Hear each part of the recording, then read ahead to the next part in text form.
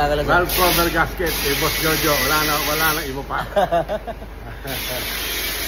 Yan guys, another turbo cleaning in EGR, Toyota Innova, 120 km ang odo niya. Tapos silabay na rin natin yan, palit timing belt. Ayan mga bossing. Ano?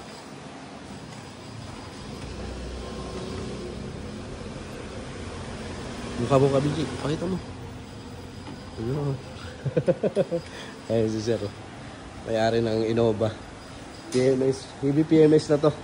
Mga boss. Ayan sila Sir.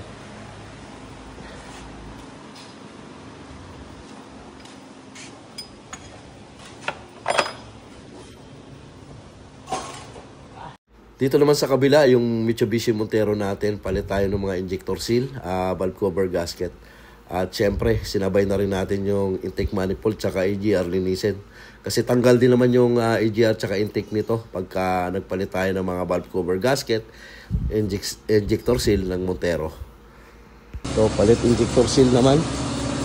Mitsubishi Montero, valve cover, tsaka injector seal. All original po. Yan. Valve cover gasket.